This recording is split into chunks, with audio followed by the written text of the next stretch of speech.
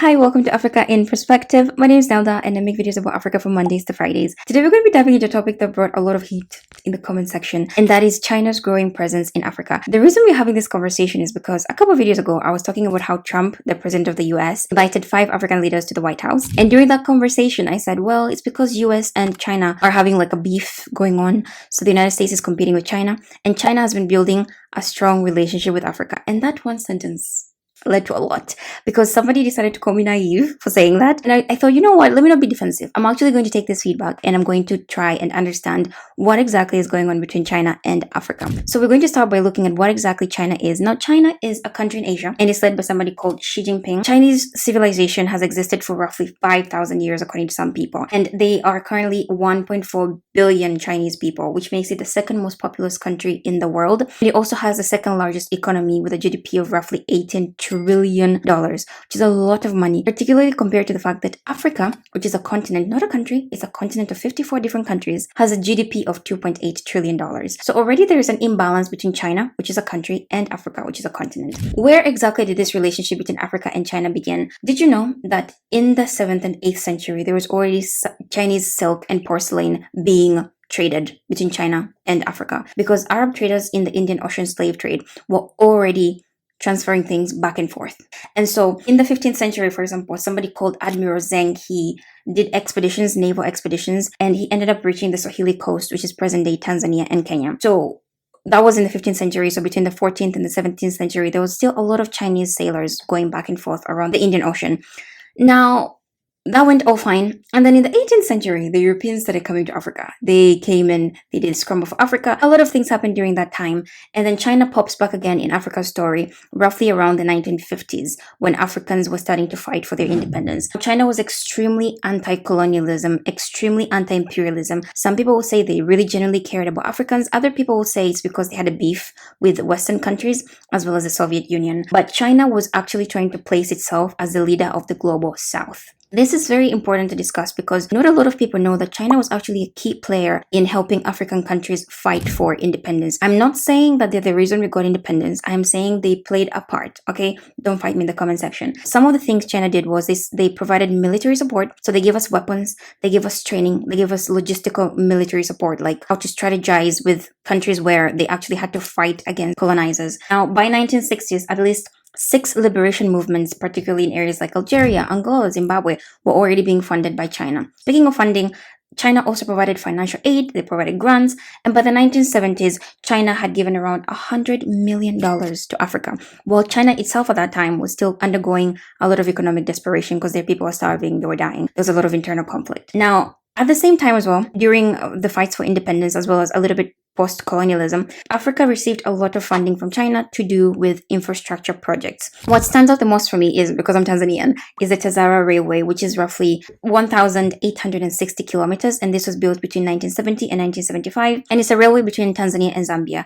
China spent $406 million, guys. $406 million. And by the 70s, China had 100 infrastructure projects in Africa. That includes things like roads, things like hospitals, ports. They were heavily involved in post-colonial development in Africa. Now, this is where the issue arises for a lot of people because China took it a little bit further. If you fast forward to the 2000s, China shifted its strategy from giving Africans grants to be able to develop themselves post-colonial. But during the post-colonial era, China started giving us loans. Now, this is where the issue is because with loans, a lot of African countries are still trying to figure out their governance. They're still trying to figure out how to deal with finances because we were not used to being like holistic countries. We were little tribes, little kingdom here and there. Now, a lot of Chinese loans that have been given to Africans have been secured against their natural resources. This is very important to talk about because China decided to come up with something called going out policy. And this was in 1999. And this was meant to particularly increase economic influence that the Chinese people have across the world. Now, with these loans that they gave us, a good example would be Angola. So in Angola, they got a 25 billion loan and they had to repay it in oil.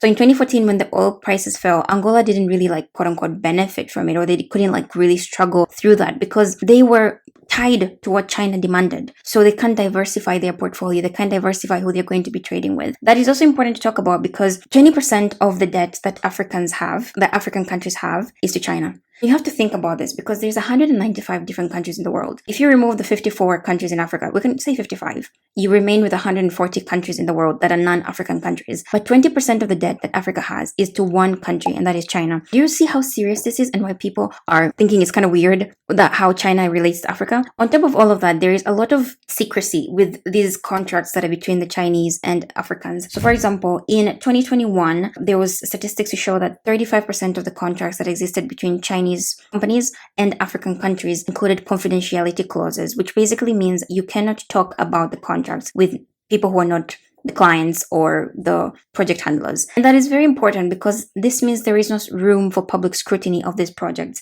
A good example would be Uganda's 2015 Entebbe International Airport loan, which they received $200 million for that international airport to be built. China included in that contract that they can seize assets if any of the repayments faltered.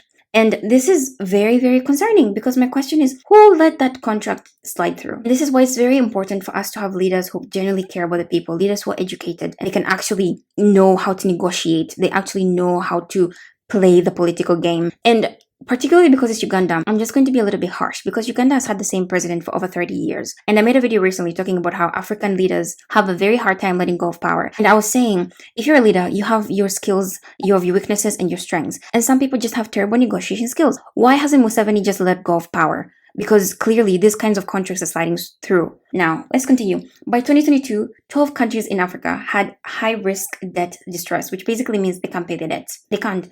And 8 out of those 12 countries, the largest creditor they had was China. This is very serious because tell me, no, you can't convince me that China doesn't have influence in how African politics work. Because if they are our biggest creditor, how does that work? How exactly does that work? If China tells you, oh, you're going to do this or else we want all our money back, what you going to do? If they tell you you want all the gold you have until our debt is paid, you're not going to be able to sell that gold to anybody else. You can have all the natural resources in the world, but if you're owing it to only one person, that's going to bring issues in the way your economy runs. On top of all of that, there is also concerns with the environment and labor rights and how Chinese projects are run. For example, in Angola's construction sector, every time there's a Chinese-led project, 70% of the workers are Chinese. Because a lot of times people argue that, oh, it's good to invite Chinese infrastructure projects because they're giving jobs to the local people. But are they really if 70% of the jobs are going to Chinese?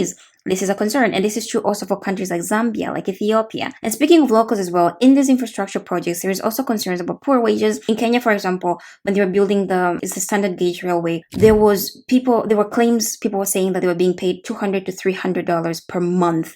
What are you going to do with $200 a month? Nothing, exactly. There's also unsafe conditions. I made a video recently about Congo and the mines in Congo and how people are living in very unsafe conditions. But that is not the only issue. There's also issues in Ghana, for example. The Pra River is being polluted by mercury. And nobody cares. Nobody talks about this because these are things that affect African people and nobody cares. On top of all of that, 40% of Chinese-led projects in Africa lack environmental impact assessments. And this is very important because it brings us to the last section of this video, which is what exactly can people do? Because again, there is benefits to having this relationship. We cannot exclude ourselves from the rest of the world. We can't. It will be a stupid thing to do that. We need to have these alliances. We need to work with other countries. But when one country is having this much influence on an entire continent, I think that is something that needs to be questioned. I think that is something that needs a little bit of probing into. And so the very first thing that I think we need to do is to first of all understand what contracts are going through. I think it's the responsibility of African leaders to share exactly with your people what is happening, because people are electing you into power. Whether you steal the votes or you don't steal the votes, you're still in power because of the people. So it is your responsibility as a citizen to make sure that you question every single time there is a foreign investment coming in.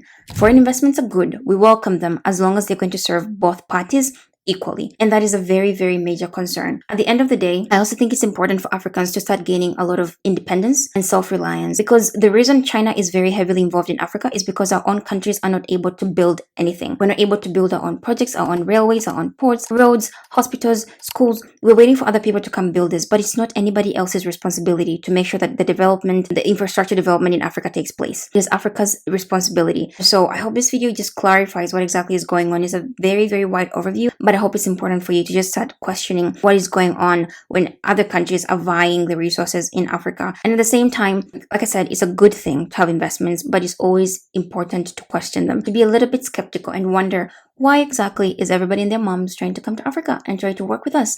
We can give them more resources. We need to ensure that these benefit our people. These contracts, these projects that are coming up are benefiting the everyday person. So thank you so much for watching. My name is Nelda and this is Africa in Perspective. Please feel free to subscribe, to like, to share, to comment, to do all of that, and you will see me tomorrow. Bye!